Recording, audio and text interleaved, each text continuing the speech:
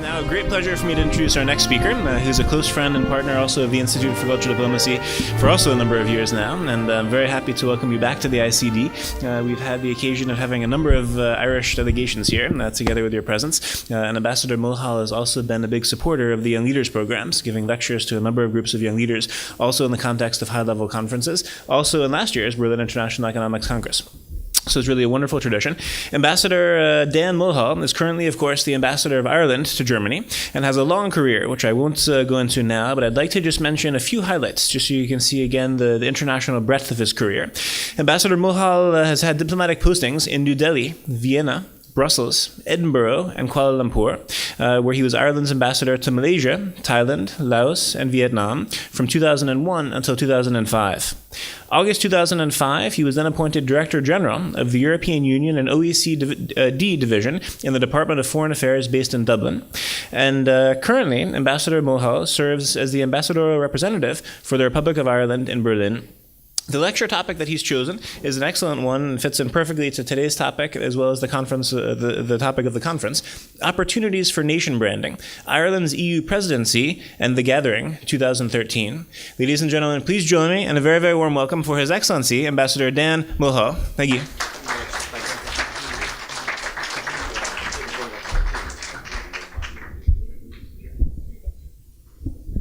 So, thank you very much for your words of welcome. Good to be here, as always.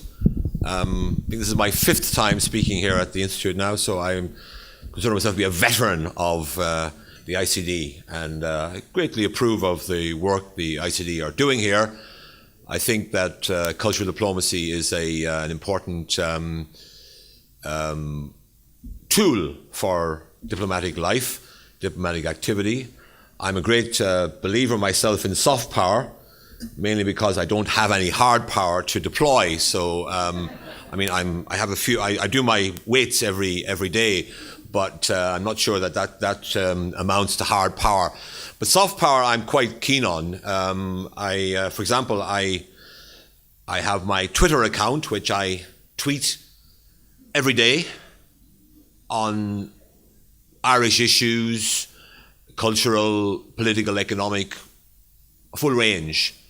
And my Twitter handle is IRLEMB Berlin. So I'm sure that some of you will undoubtedly want to become followers of the IRL EMB Berlin in the coming days, weeks, months and years. And thank you for that in advance. I'd also like to say that I'm very much a believer in cultural diplomacy. Our embassy has an active cultural program consisting of lectures, concerts of Irish music, and art exhibitions. We have a wonderful exhibition at the moment by an Irish artist who has taken very close-up photographs of the Irish coastline, not the wonderful vistas of the Atlantic crashing in to the coast of the west of Ireland, but rather small rock pools. And his idea is to show how there's wonderful beauty in nature, even at the micro level, not just at the macro level. So any of you who want to come over and view the exhibition, you'd be very welcome. The embassy it's located in the Mendelssohn building, which was the building belonging to the Mendelssohn family, which produced Felix Mendelssohn, the great composer, and it's located on the 2nd floor, and the exhibition is there to be visited during office hours. So, let me start by making a point. It's a key point, I believe, which is that nation branding is a challenge for every country, but especially for small countries. Because now it doesn't mean that the big countries necessarily have the best brands in the world, because a big country can also create resistance, create resentment, its brand can be damaged by developments with which the bigger country might be connected. But nonetheless, the most likely fate for a small country in a world of 190, 200 separate states is invisibility. So the biggest risk, from the point of view of nation branding, is that a country will be ignored and hardly even noticed. And therefore, small countries, I think, have a particular need to present themselves to the wider world so that they avoid this dreadful fate of invisibility, so that they can be seen and appreciated by the wider world. So why do we want to brand ourselves? Why would we want to establish a nation brand for ourselves? After all, you could say that the people of a country can live their lives quite happily in their own communities, in their own societies, oblivious to what the outside world might think of their nation. You might ask, why would invisibility be a problem for the average Irish citizen or the citizen of any country in the world? Maybe you're better being invisible because you don't become a target for the resentment of others. Maybe a quiet life in the sort of sidelines of world history is the best place that a country can aspire to be. But I think you could say that the reason we want to brand ourselves is because all of us, wherever we are in the world, we would like our countries to be recognized for what we think we are. In other words, we would like our own image of ourselves, and I think we all have that image of ourselves, no matter where we live or how small our country might be. And we would like that sense we have of ourselves to be somehow recognized by others.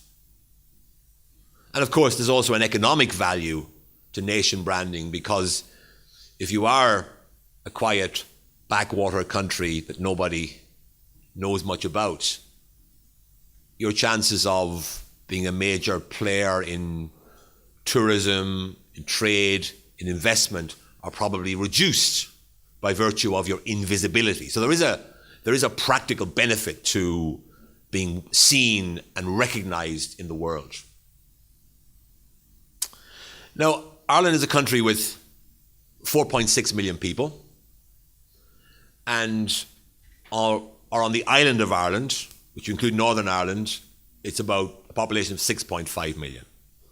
So the brand Ireland, which we like to think of as a single brand, and indeed that fact is highlighted here this week by the fact that at ITB, Tourism Ireland has a stand representing Ireland North and South. And this week, I had the pleasure of attending the ITB in the company of two Irish ministers, our tourism minister from Dublin and the tourism minister of the Northern Ireland Executive from Belfast. So we had two ministers representing two political entities, but working together to promote the island of Ireland under a single branding concept.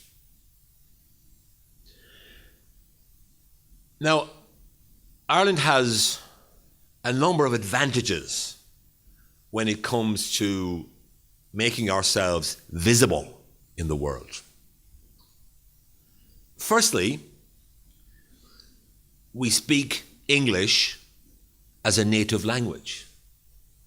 And that does make it easier for our writers, our dramatists, our filmmakers, and our pop stars to access and to be recognized around the world as coming from the island of Ireland.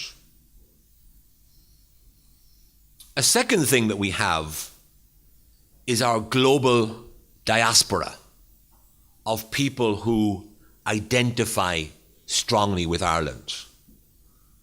So, for example, the American ambassador here in Berlin is called Philip Murphy. His name is a far more typical Irish name than mine. And he is a representative of that global Irish community of people who have Irish names and Irish backgrounds, whose ancestors,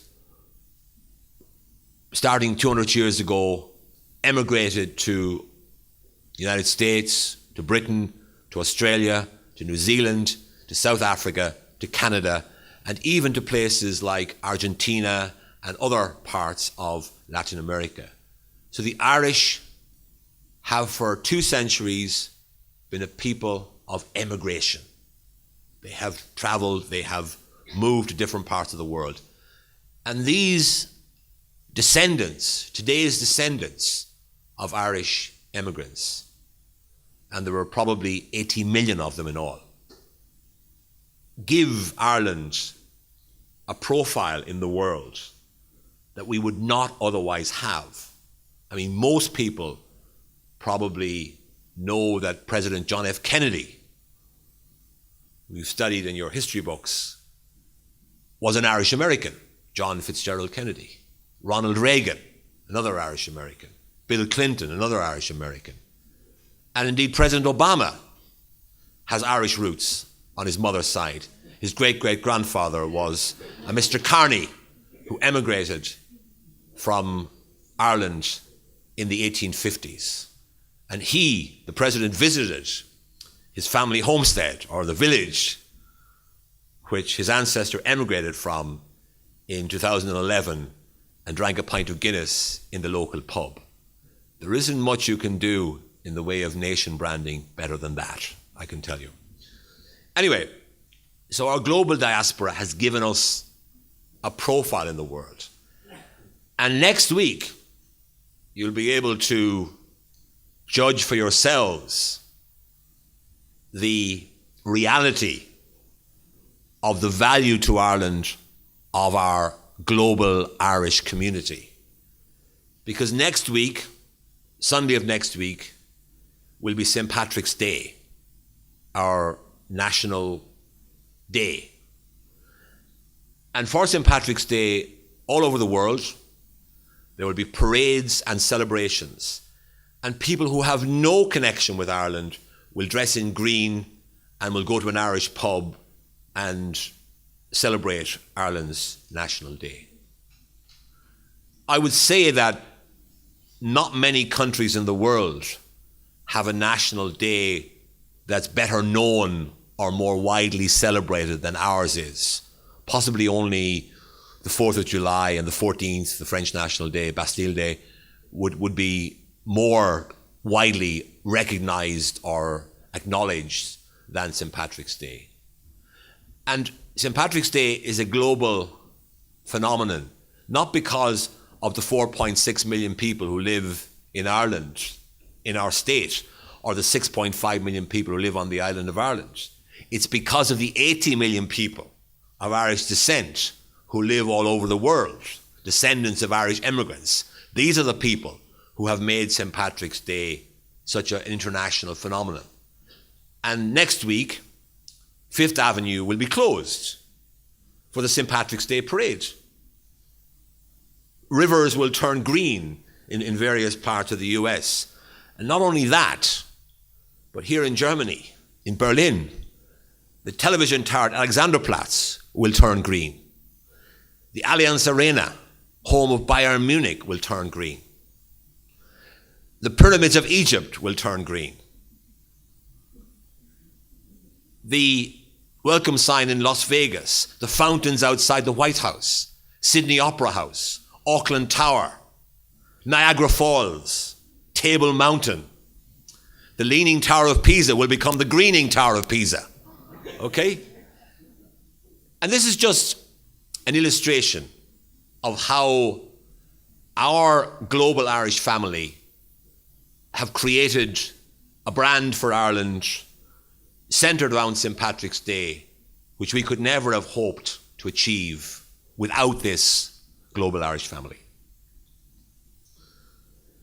I would say that the traditional Irish image is relatively positive. You have Irish traditional music, has fans all over the world, notably here in Germany, where every week there are literally dozens of Irish traditional music groups playing our music in Germany and being enjoyed hugely by huge numbers by many, many German fans of Irish music. Every year I get the chance to open Irish music festivals in various parts of Germany, where people who have no family connection with Ireland feel an affinity with us because they like our music and our dance. In Berlin, we have an Irish dance group, Jigs and Reels. They're wonderful dancers. They dance Irish dances brilliantly.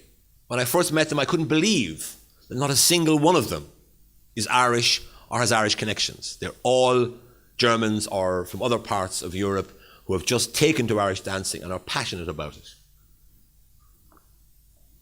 Now, we also have our literature, 4 Nobel Prize winners in the 20th century,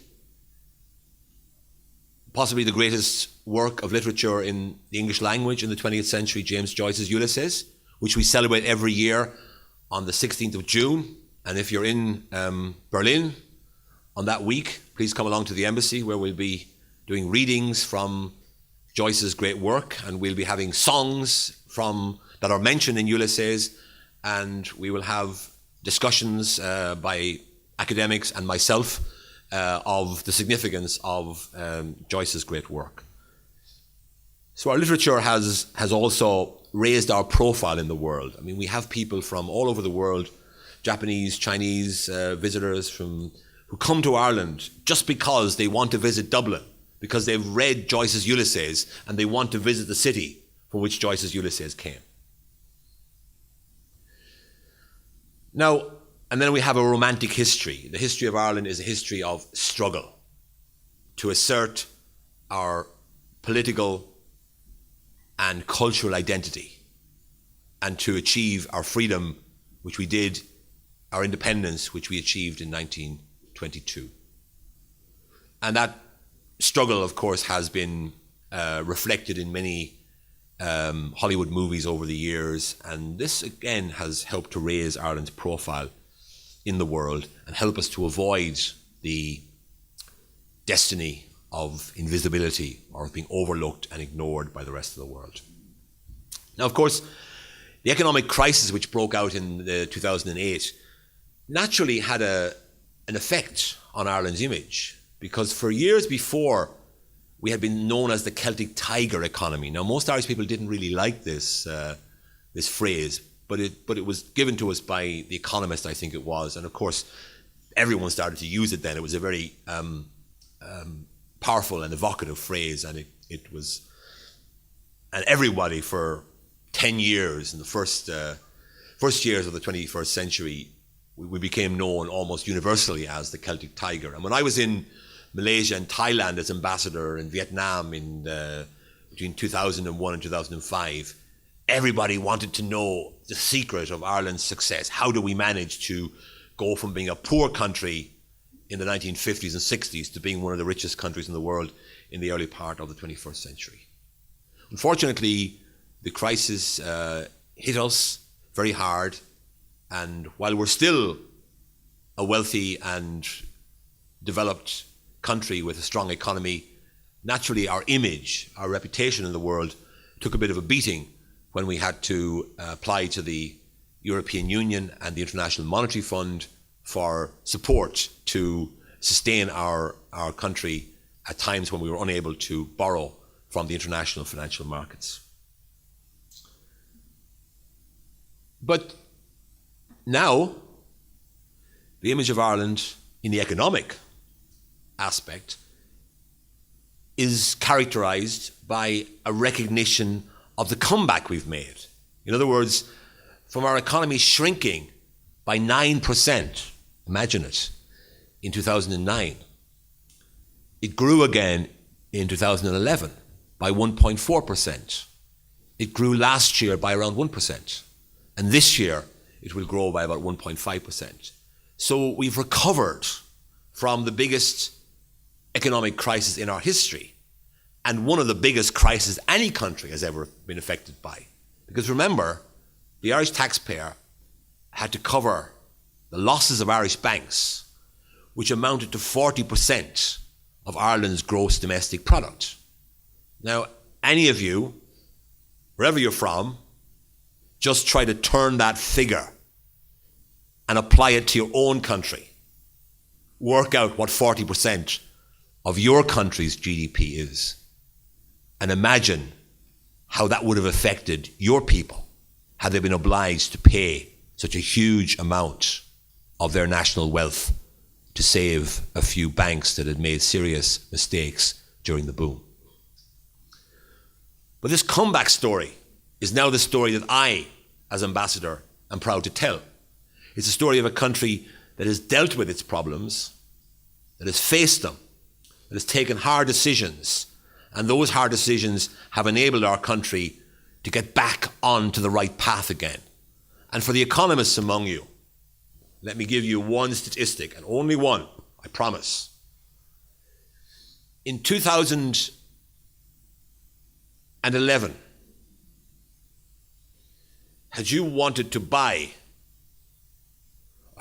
decided to buy an Irish government bond, a 10-year or a long-term Irish government bond, you can buy them on the secondary market, you would have got an interest rate of 15%, because at that time, international investors regarded Irish government bonds as risky, very risky. So you had to be paid 15% in order to take those bonds, to buy those bonds. Today, if you want to buy an Irish government bond, you get an interest rate of 3.8%. Because now international investors take the view that Irish bonds are relatively secure. Our bonds have lower interest rates than Italian bonds, than Spanish bonds, than Portuguese bonds, or than Greek bonds. So we're now only about 2% higher than the bond interest rates that are applied to German bonds, which are the most stable and have the lowest interest rates of any European country. So this comeback story is an important one because people are interested in knowing how it is that Ireland managed to turn its economy around from the disaster that we faced in 2009 to the challenging but much more positive situation in which we find ourselves today. I also want to talk a little bit about international activity. That's important. It's important that a country that wants to have a good brand be a responsible member of the international community. And in recent times for us, this has meant last year we chaired the Organisation for Security and Cooperation in Europe. For the whole of last year, Ireland was involved in trying to broker political advancement in some of the frozen conflicts in the eastern part of our continent. So that was an important opportunity for Ireland, with our own experience of bringing peace to Ireland, to be able to chair the OSCE and to make an Irish contribution to the resolution of conflicts in other parts of Europe. Last year, we were invited to we managed to be elected to the UN Human Rights Commission. We were up against, there were 3 seats. We were up against USA, Germany, Sweden, Greece. There were 3 seats and 5 candidates. Ireland managed to get, I think it was, if memory serves me well, the US got 130 votes, powerful country with huge resources. Germany got 128, Ireland got 127. Sweden got something like 70. So Ireland was elected as a member of the UN Human Rights Commission, which suggests that our standing in the international community remains quite high. Also, we have Irish troops on peacekeeping operations. There's never been a time since 1959, 1960, when there haven't been Irish soldiers serving in UN peacekeeping missions all over the world. And finally, despite the huge problems that we faced over the last few years, our development aid budget has not been slashed. We are still spending 0.5% of our GDP every year on international development cooperation. Two final remarks, if I may. We now have the presidency of the European Union. And our philosophy is that the presidency gives us an opportunity to contribute to the European Union. We have benefited hugely from European Union membership. It has given us access to markets all over Europe. It has transformed Ireland from a relatively undeveloped country in the 1950s and 60s to a fully developed European economy today. The presidency gives an opportunity to contribute something to the further development of the European Union. What we're doing is we're saying we have experience over the last few years of how to recover from a huge economic crisis. Europe as a whole needs a similar recovery. So we have established as our motto for the presidency 3 simple but powerful words: stability, jobs and growth. And we have focused on trying to learn the lessons from Ireland's experience and to use those lessons and apply them at the European level. And therefore, we are focusing heavily on youth unemployment, on combating youth unemployment, because we believe that youth unemployment poses a risk to the social cohesion of European countries. We are focused on improving the single European market so that we generate more jobs and more growth that will allow young people like yourselves to build lives for yourselves in Europe. And finally, we are trying to exploit the potential of the digital economy. We believe that Europe can benefit in the future from the digital economy. And I ask the question always, why is it that all the major companies from the digital economy, Google, Facebook, LinkedIn, Twitter, and so forth, are all American companies? Why has no European been able to generate an idea like this? We have plenty of ideas in Europe. Why have we not managed to turn those ideas into major global businesses like Facebook and Google and so forth? And finally, I want to mention the gathering. The gathering, you may ask, what is the gathering? Well, the gathering is an effort on our part to connect with the 80 million people of Irish descent all over the world, and with the many millions of other people in different parts of the world who identify with Ireland.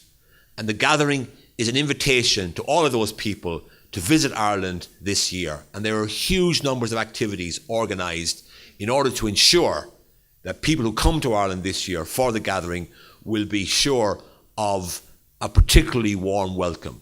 In the Irish language, when we say welcome, we say Céad Míle Fáilte. And Céad Míle Fáilte means 100,000 welcomes. But that's what we say when we're saying welcome. We say Céad Míle Fáilte Rod. Right? So 100,000 welcomes. So we consider ourselves to be a welcoming people. And this year we have a special welcome for our visitors who come for the thousands of events that have been organised by communities all over Ireland to encourage people of Irish descent and people who identify with Ireland to come to Ireland this year, which will also, of course, help in our economic revival. So we hope that the gathering will contribute to our economic recovery. And I finally ask myself the question, what kind of brand do we want for Ireland? My answer is a modern, progressive, caring, tolerant society. We would want to be that for our own reasons. We would also want people outside of Ireland to recognise us for that fact. In his inaugural speech, our President, Michael D. Higgins, who is a poet in the Gaelic language and in English, he said that for the decade ahead, he said that he wanted Ireland to open, I quote, a new chapter in its history based on a different version of our Irishness, end quote, and quote, to create a sustainable and prosperous economy and an inspiring model of a good society, end quote. So this crisis, I think, has encouraged us to rethink Irishness, to rethink what it means to be Irish.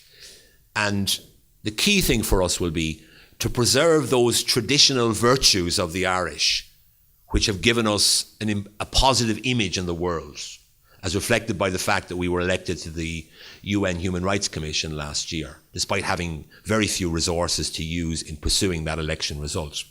We want to retain those qualities while at the same time generating an evolving understanding of a new, changing and dynamic Ireland.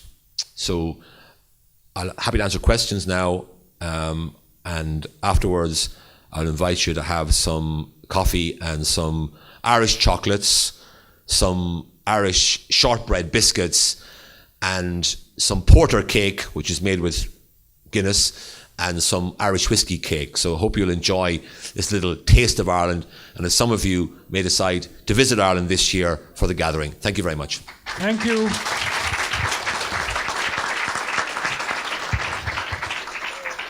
Because of the following reception, we will only be able to take 2 questions. Please keep your questions focused.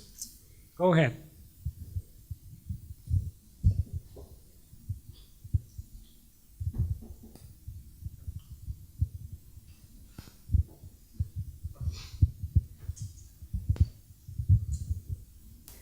Hi, Ambassador. Thank you very much for your speech. It was very interesting. I'm Lena Campbell, a student here at the ICD. And I was just wondering, you mentioned Tourism Ireland and how it's for the whole island of Ireland. I know they're with the ITB and also they're involved with the gathering. Do you think this will open up maybe more opportunities for cross-border initiatives, both tourism and otherwise? Thank you. Well, of course, Tourism Ireland itself is a cross-border initiative, because in the past we had the Northern Ireland Tourist Board and Board Fáilte, which covered the rest of the island of Ireland. And now we have it, Tourism Ireland in Germany has one office and promotes the island of Ireland.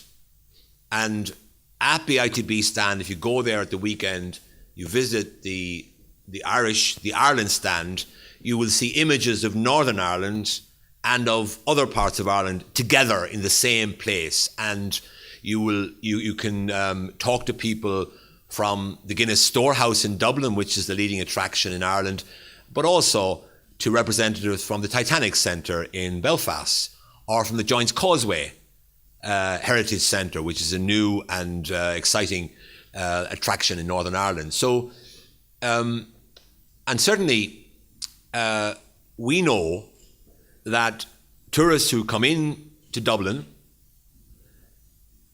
a percentage of those tourists will travel to Northern Ireland. And for example, I'll give you one example, golf tourists. If a golfer wants to play golf in Ireland for a week, they're likely to want to play some of the major links on the west coast of Ireland, Ballybunion, Lahinch, Ross's Point, and then to go up to Northern Ireland and to play Royal Portrush or Royal County Down. So I think these days, when I was growing up, when I was a child, my first visit to Northern Ireland, there was a border, and going across the border was a problem. You had to go through customs and all of that. It was a bothersome business. Now there's no border. For 20 years of the Troubles, you had to at least, people were prevented or were discouraged from going to Northern Ireland because they felt that there might be some security risks, or you were being searched by the police, and people don't like that when they're on holidays. Oh, did you? Yeah, no, I guessed that from your accent. Yeah, but I mean, but the point I'm making is that the best the best thing that could ever happen to North-South initiatives and cooperation in tourism and other areas is the peace process. Because the peace process has made it possible for Ireland to be promoted as a single entity. Because for most tourists, they land on an island, they want to travel around the island, they don't really want to be too bothered about, differences between different parts of the island. Because tourism is a geographical activity, let's face it. It's not a political activity. People go to a geographical region and they want to see everything that that island has to offer. And now I think more and more tourists are being encouraged to and facilitated in visiting the entire island of Ireland.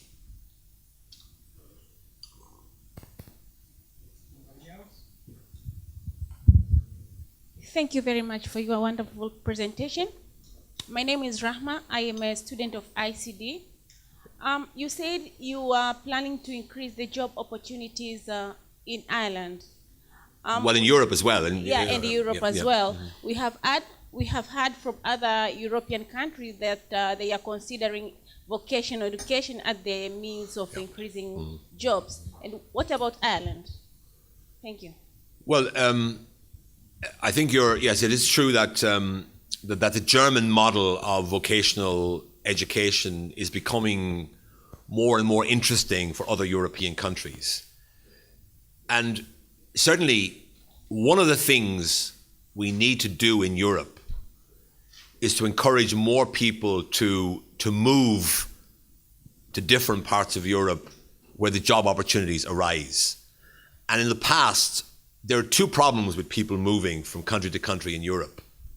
The first is language, where people feel that I don't speak German, I don't think I'd be able to manage in Germany. It's untrue. Most people can learn German pretty quickly, and it's not a problem, I think, coming here, provided you're willing to make an effort to learn the language. I think that will not be a problem. But the second reason that people are inhibited from traveling is recognition of qualifications. And that's one of the things during our presidency we'll be trying to make progress with, the mutual recognition of qualifications. So that if you get a qualification from Germany, you can go anywhere in Europe and that qualification will be recognized. At the moment, there's still problems when you travel from one country to another in having your qualification recognized, and that's very important. So yes, we know, for example, in Ireland, we have unemployment of around 14% now. It's quite high. Not as high as in other parts of Europe, but it's quite high. And many Irish people are now emigrating to Australia and New Zealand and Canada in particular. But we also have a shortage of software engineers because we have a lot of digital economy companies based in Ireland. Facebook has a big operation in Ireland, Google, LinkedIn, PayPal, Dropbox. All of these companies have major presence in Ireland. And these companies need trained people. I saw a figure recently where all over Europe, there's something like 200,000 jobs available for people with the right qualifications, particularly in the software industry. So training and education continues to be a vital ingredient of a successful economic future for Ireland and for Europe. Our people, our Irish people, we have a very high percentage of young people, first of all, by European standards. The average age in Ireland is 33. The average age in Germany is something like close to 50, right? So we have a young population by European standards, not by Asian or African standards, but by European standards, our population is quite young. Secondly, we have a very well-educated population because something like 50% of people in the younger age cohorts in Ireland have a university education. So we are well qualified, we're well educated as a people, and we don't want to lose these people permanently. It's no problem if our people go off to Australia or to Germany or to Canada for a few years and they come back with more experience. That's good. But if they leave Ireland for good, forever, that is a big loss for our country, which we as Irish people cannot afford to have. And secondly, Europe needs young, well-qualified people for the future, because if you look at the demographics, the population structure in a place like Germany or other European countries, it's very, very challenging. There's a lot of older people and not enough younger people coming through. We Irish have the advantage of having a young population which will help us in the future, but only if those young people can be given the opportunity to work and live at home, or at least to work and live within the European Union, which is why the mutual recognition of qualifications is so important. It's also why we need to see some economic dynamism in Europe. We need to have new companies emerging in Europe that give people hope for the future, that make people believe that Europeans can create the new Facebooks, the new Googles, the new LinkedIns of the future. And there's no reason why not. I mean, I was in Stuttgart last week. Those of you who are not German, Stuttgart is southern Germany. Now, Stuttgart in the 19th century was more or less a wine-producing place, a wine-producing city with a rural economy. Stuttgart is the birthplace of the international automobile industry, which is now, of course, worldwide. It started in Stuttgart with Daimler and Mercedes-Benz and these companies.